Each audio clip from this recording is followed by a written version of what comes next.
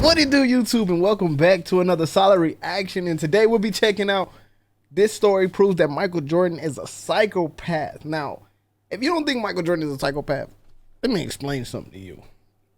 That's what it takes to be a winner. I noticed it that psychopaths always win. Tom Brady, Michael Jordan, Kobe Bryant. Let me think of somebody else that was a great winner. Mike Tyson, Muhammad Ali. You all get the sense that they a little bit wacky, but I think that is what it takes.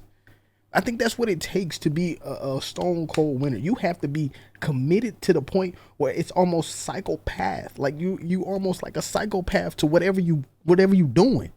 Like you put your all into it. So we're gonna go ahead and check this video out, man. But man, if this is your first time seeing your boy Solid on your screen, man, do your boy a favor. Hit that like button, subscribe to the channel, and turn your notifications on so you never miss another solid reaction. But let's see, was Mike a psychopath? Is Michael Jordan a sociopath? Oh, a sociopath. Boy, that sounds stupid as hell. I said a psychopath. It does say sociopath. My fault. But yeah, that's what it takes. I'm still right. This has been a question that has been debated throughout Jordan's career. Okay. The stories we've watched, read, and seen sometimes don't paint MJ in the best light. He's hyper-competitive, nasty to his own teammates, and of course opposition players. But is this just Jordan's personality of being a narcissistic type? As someone who is just the ultimate competitor, doesn't show empathy for others on the court? Or is there more here? In this video we'll present the facts, the stories, that demonstrate why people believe that the great Michael Jordan may be a sociopath. With that said, I put a lot of work and effort and time into this video, so I'd really appreciate if you guys could drop a like to support the channel. If you're new around here, you know what to do. Hit that subscribe button. Be sure to hit the notification button so you never miss an upload. And if you want, you can follow me on Instagram. With that said, hope you guys enjoy the video. And see if all that trash talking starts when it's 0-0 instead of 5-6 point lead.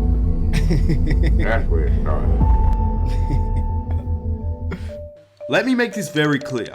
Words like sociopath and psychopath are thrown around like they're nothing and even used interchangeably by people nowadays. Keep in mind, this is a real mental illness. Alright, man, look, don't do me like that. I know I said a psychopath. Get off me. I guess it's messed up. I get it. And it's extreme. So calling someone a sociopath and a psychopath should not be taken lightly. In addition, both terms are completely different. Honestly, who am I to call this man a sociopath? I am not calling him a sociopath at all. I'm just giving you the details and facts on why he could be a sociopath. And I want to make that clear and very clear. No, I do not believe that MJ is a mass murdering serial killer extreme maniac and he's not a psychopath like some people online suggest. But I suspect he shares some sociopathic and narcissistic traits which make him a different beast and a killer on the court. So in this video, we're going to break this all down. The mind of Michael Jordan, and if he really is a sociopath, or if he's just the highest competitor of all. Let's break it down. Before the video... But that's one and the same. I don't, like, to me, when I think so, now, when sociopath, psychopath, I think they're just obsessed with whatever it is that their mind is telling them to be obsessed with. I don't know, like, you get what I'm saying? So I think that's kind of takes what it's kind of the same thing. Video starts. Do you believe Michael Jordan is a sociopath, or is he just a hyper-competitive person? By the end of the video, I want you guys to look back on that comment and see if you've changed your mind. With that said, let's get on to the video. Get on it, Mike. You know what? I gotta deal with you all day. I gotta deal with you all day. Every day in practice was like that to me. It was a competition. So, to start off with the basic premise of the video, what really is a sociopath? According to Healthline and medically reviewed by Professor Timothy J. Legg, a sociopath is a term used to describe someone who has antisocial personality disorder, ASPD. People with ASPD can't understand others' feelings. They'll often break rules or make impulsive decisions without feeling guilty for the harm they cause. People with ASPD may also use mind games to control friends, family members, co-workers, and even strangers. They may also be perceived as charismatic. Hey, hey, we ain't even gotta watch the rest of this video. We ain't gotta watch this. That's Mike. That's it. That's it. That's Mike. If anybody say anything, that's Mike. We don't gotta watch no more of this video. No, I'm being dead serious. We don't. We're gonna finish it, but we ain't gotta watch no more. We don't. In addition, the new edition of the Diagnostic and Statistical Manual of Mental Disorders, DSM-5, says that someone with ASPD consistently shows a lack of regard for others, feelings or violations of people's rights, and people with ASPD may not realize that they have these behaviors. They may live their entire lives without a diagnosis. According to the Hare Psychopathy Checklist, developed in the 1970s by Robert Hare, a Canadian professor and researcher renowned in criminal psychology, which is a diagnostic tool to use and rate a person's psychopathic or antisocial tendencies. Oh my God. The checklist looks somewhat like this. There are different parts, and it's uncommon for a sociopath or a psychopath to have all tendencies, but they may only possess a few. So that's basically the rundown of what a sociopath may look like and the tendencies they possess. But does MJ really have some of these tendencies? He said some things to me that I really didn't like, and I couldn't. He said some things to me that I really didn't like. But you don't go back on the court and do what he told you to do. Get out the dang camera. What are you doing? The rundown of what a sociopath may look like and the tendencies they possess. But does MJ really have some of these tendencies? He said some things to me that I really didn't like, and I couldn't take it. If you let him ride you, he would ride you to the moon. He would ride you right out of the NBA and out of your mind. To further state what I said previously, in no way, shape or form is this video trying to diminish MJ and his legacy. The man is the greatest of all time. He's unmatched in competitiveness, even by Kobe in my opinion. I think Jordan was just on a whole nother level. He was ruthless. He's an offensive assassin who never shied away from anything. Because of his hyper-competitive nature, Jordan was never afraid of voicing his opinions or getting in people's faces, and even fighting with teammates. He wasn't afraid of being frowned upon if it brought him success. So it comes as no surprise that there are countless stories from teammates and opponents that prove just how savage Jordan reportedly was. This reminds me of the documentary when he's like, I did punch Kerr, but I had to see what he was made of. I had to see if the nail was in my back. I mean, if something was on me, he could take that shot from me. I needed to know, and I didn't know if I could trust him. That's exactly what he's stating. Like, Mike just does it. He needs to know that that's what you can do. I'm not going to go through each and every story that's out there, but the stories in the videos showcase some of his sociopathic tendencies and narcissistic tendencies, which is a mental condition in which people have an inflated sense of their own importance, a deep need for excessive attention and admiration. They've troubled relationships and a lack of empathy for others. So, the first story shows a lack of empathy. Johnny Batch, who was the assistant coach for the Chicago Bulls, said this about Jordan and how hard he would be on his teammate BJ Armstrong, who was a sensitive person. Batch said, BJ Armstrong, very talented player, but unbelievably sensitive. Jordan used to tear him apart every minute. If BJ missed 2 shots in a row on passes from MJ, Micheal would walk to the bench and say, get his ass out. And he wasn't the only teammate that Jordan would go at. He would also bully Bill Cartwright. When the Bulls let go of Charles Oakley, they brought in Bill Cartwright. Jordan resented the loss of his friend and took it out on Cartwright and not the front office. Jordan called him Medical Bill and would intentionally throw impossible to handle passes at him in practice to draw attention to what he perceived to be his bad hands. He also religiously yelled at teammate Rodney McRae when asked, y'all can just see Mike throwing it hella far off. See, look, he got bad hands. Y'all wouldn't got him. He can't catch. Why y'all go get him? by Sports Illustrated, a former teammate of MJ had this to say: he's the most viciously competitive player I've ever seen. That's what makes him, I think, the greatest player ever. He practically ruined Rodney McRae for us. When the two players were on opposite teams in scrimmages, Jordan would be in Rodney's face, screaming, "You're a loser. You've always been a loser." Rodney can hardly put up a jumper now. McRae ended up retiring that season. These were all his actual teammates, not opposition players. And I didn't even include the time he punched Steve Kerr in the face at practice, the time he drafted Kwame Brown, who was an 18-year-old kid at the time, and according to multiple sources, Jordan would say and do everything he could to Brown in order to make him cry in front of the team. And it worked, in like so many players. Why they show my face like that? Like, all I see is that little kid like, "Hello, mother." before him, Kwame never recovered. Do you have a gambling problem? No, I enjoy it. It's a hobby. If I had a problem, I'd be starving. I'd be hawking this watch. My championship rings, I would sell my house. I would do this. My wife would left me, or she'd be starving, or my kids would be starving. I do not have a problem. I enjoy gambling, but... Mike. Talk to me, player. Why you lying? You don't need to lie. You just can afford to be, that way. You can gamble heavily and still be able to feed your family. You can have an addiction. Just saying, Mike. You ain't gotta lie. I think that people are trying to make it seem like I have a problem. One big trait of a sociopath is the need for stimulation, which states that one trait are those who love to live on the edge. Verbal outbursts and physical punishments are normal, and proximity and gambling are common.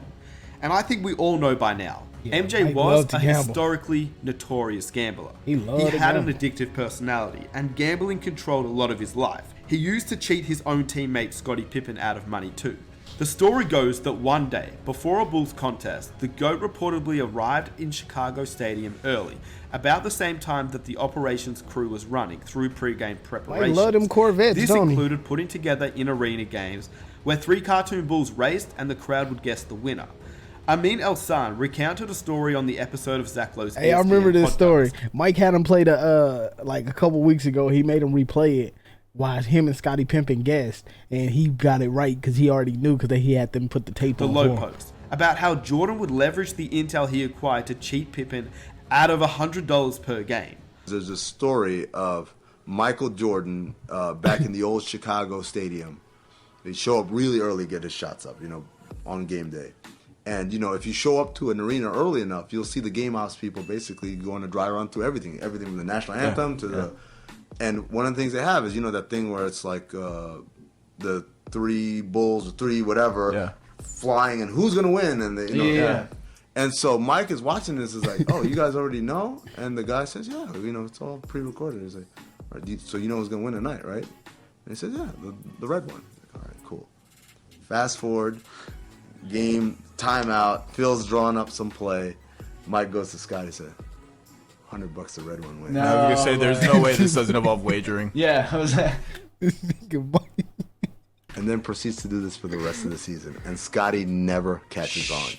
Come on, Scotty. Never catches on. Like, how is he always making the right one? Now, I get it. $100 per game is not a lot of money. It's still but a that's not the problem. point. The point is the premise of cheating your own friend and your best teammate out of money. It's pretty ruthless nevertheless. Whether it's $1 or $100,000, cheating your own friend out of money, it's pretty savage. And even if you don't believe that $100 meant a lot, well, how about this story? Once he cheated an old lady at a game of cards. Former UNC men's basketball coach Buzz Peterson once recalled inviting Michael Jordan over to his house, where he played a friendly game of cards with his mother. Buzz also recalls witnessing Michael trying to cheat while she left for the bathroom. Just like his game on the court, Jordan goes at all costs to win, money on the line or not. Come on now, you can't tell me that's not ruthless. She was an old lady and he was trying to cheat. Care. Or how about the story of Chuck Daly and MJ? Chuck Daly got the win at golf over MJ by 1, and MJ fumed over that loss. The next morning at the crack of dawn, Jordan rang Chuck Daly's room, getting no response. He then went directly to Daly's room and knocked. Then he started to pound the door. He wouldn't go away until he got his rematch. He ended up getting it, and he ended up winning. Run that back. Hey, come back outside. Run that back. I need that. But Jordan could not accept losing. Yeah. And while it made him the greatest basketball player of all time, it reportedly brought out petulant and disagreeable behavior. For Jordan, golf was only one part of the whirlwind schedule, which his teammates were discovering was just the way he liked it. What are you doing today, John? What you gonna do? You want to sleep? I remember thinking that. Does this guy ever sleep? Golf, 36 holes. I'm playing it tomorrow too. He would do more things and be ready to practice and play as much as anybody.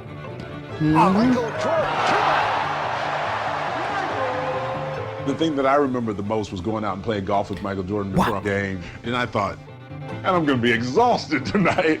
And Michael just had ridiculous energy and was phenomenal.